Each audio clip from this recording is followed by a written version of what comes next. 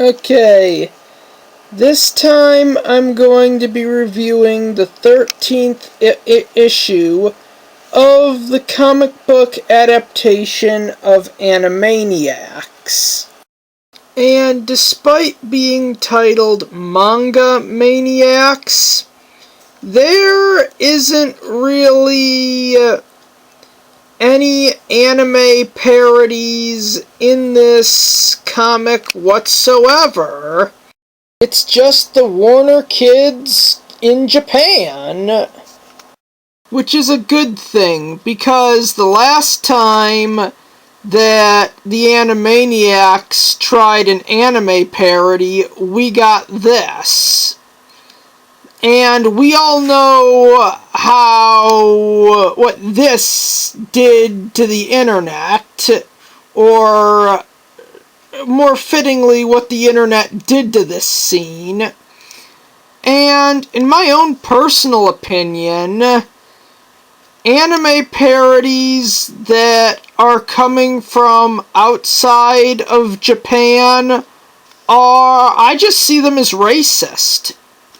I mean, look at my review of Ballmasters 9009 in the 7th episode of this series to get my opinions on that one, because from where I'm standing, anime parodies that come outside of Japan are both racist and extremely bitter. Like I said, just watch the 7th episode in this series, and you'll further understand where I'm coming from. So anyways, back to the review. The comic starts off with a Japanese version of Newsreel of the Stars, which was essentially the short that would play before the Animaniacs theme song. Well, at least in the first 4 seasons. As you can see, they got a dinosaur terrorizing a city, obvious Godzilla reference. Astro Boy here makes a cameo appearance. And the clip continues as we get an alternate take on the origin of the Warner kids, which is more or less a non-canon alternate universe where Warner Brothers is Japanese. And during the part of the clip where they say the Warner Kids cartoons made even less sense, they have a joke about the cartoons being in English, even though in this non-canonical universe, Warner Brothers is a Japanese studio. So anyways, they then escape, just as they do in that clip right before the intro play. Chapter 1, titled The 3 Samurai, essentially they just make Yakko, Wacko, and Dot into samurai during the times of feudal Japan, and put the whole thing in black and white, without even trying to redraw them in the style of Japanese anime. But given what happened the last time the Warners were manga-fied, that might actually be a good thing.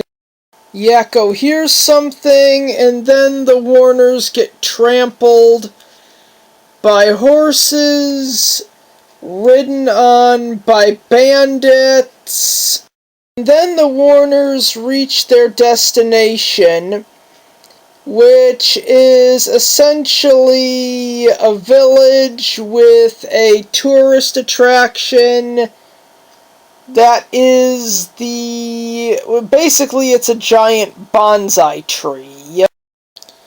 The local villagers freak out, having mistook the Warners for the bandits, and they basically tell them of their predicament.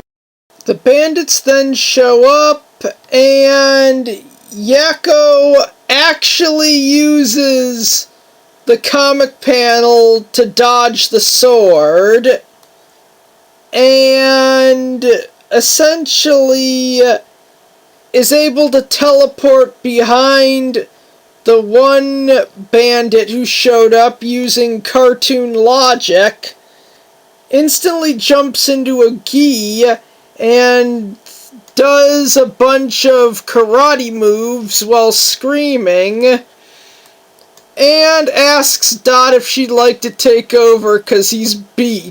Anyways, Dot approaches him, flirts with him, grabs his nose, and then sends him flying backwards. The bandits flee, promising to return for a rematch. Then the Warner kids have dinner with the villagers. The bandits then return, and the Warners charge into action, slicing and chopping through things like crazy. But we then find out that the Warner kids just cut through the bandits' belts and their pants fall down, only to reveal that they struck most of the bandits, but only cut through their belts, causing their pants to fall down.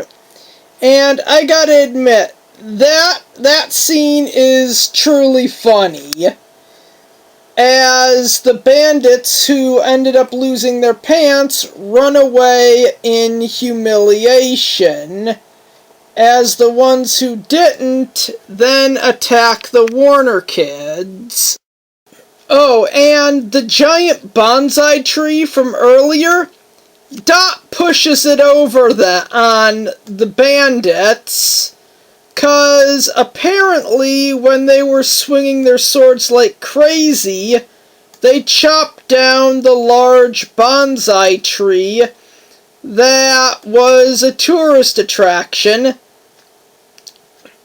which leads the villagers to chase the Warner kids out of town and brings Chapter 1 to an end.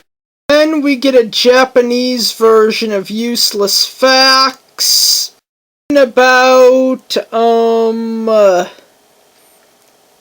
contests in ancient Japanese towns, one about sumo wrestlers, and one about manga. And then we get to Chapter 2, Gigantosaurus vs. Dot, which is both a parody of Godzilla and Attack of the 50-Foot Woman. It starts with the Warner kids in Tokyo, and Dot wants to sing karaoke. Okay, so Dot is singing karaoke when someone busts in, warning them that Gigantosaurus is attacking the city. And the guy who owns the place puts up a sign that says closed due to giant monster attack, which admittedly, well, that I like this comic and I do think that is a very funny gag. Dot apparently did not hear it as she continues singing as the place falls apart.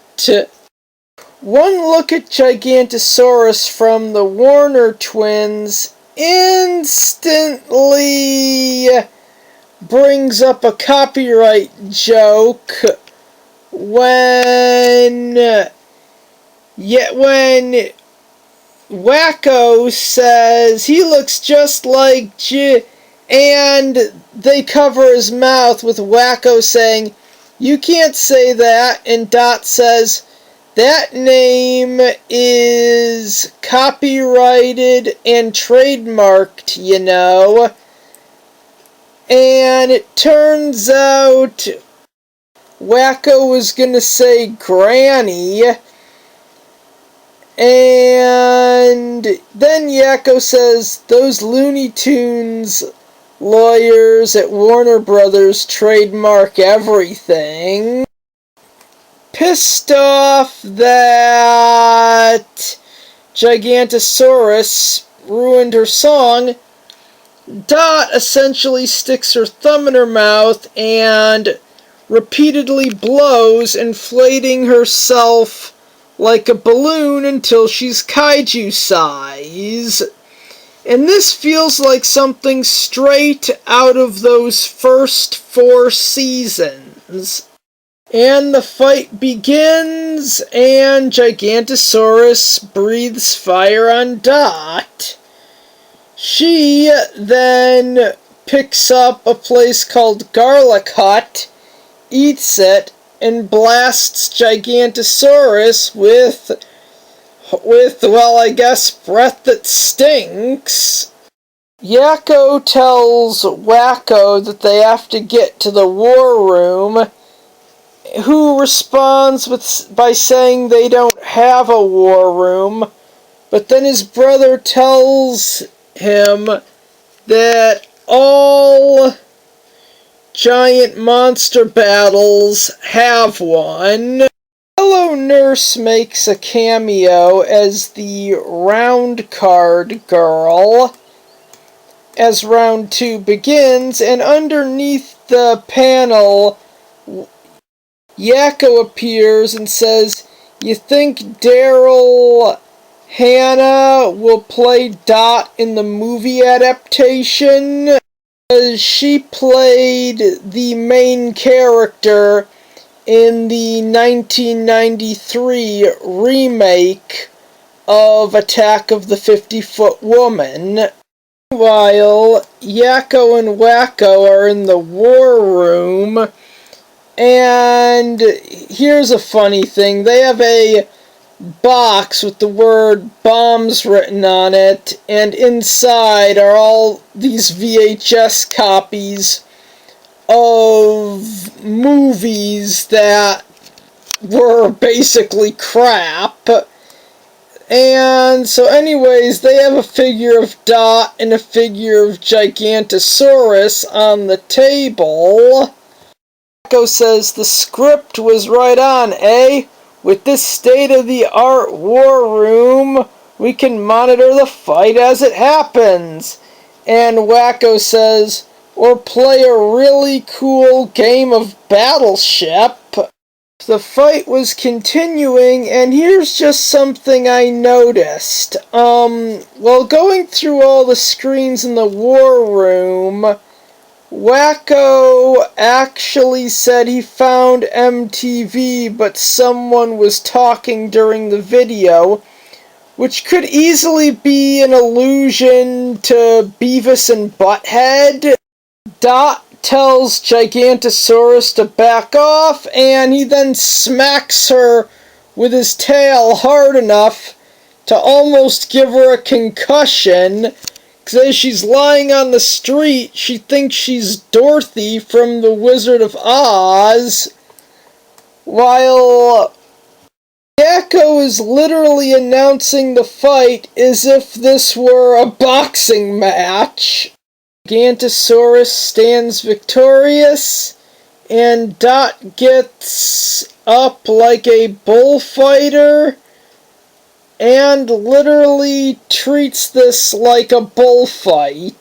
And for no reason, they're both up and plastic airplanes on strings fly at them, which is either a reference or a parody to the tokusatsu art form of filmmaking.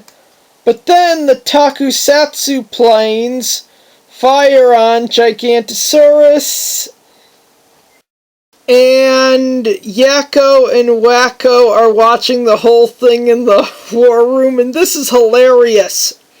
Wacko says, "This is better than Bambi meets Godzilla," and Yakko says, "Yeah, but it won't have such a happy ending." Because of my hatred of Disney, I would really enjoy seeing Bambi meets Godzilla if they somehow did that in the Monsterverse. Dot and Gigantosaurus continue to fight, and Pinky and the Brain make a cameo. So anyways, Dot tricks Gigantosaurus by telling him that his foot's untied, and she then bashes him over the head with a building, checks if that's everything on a clipboard, and then asks him if she wants to meet her pet.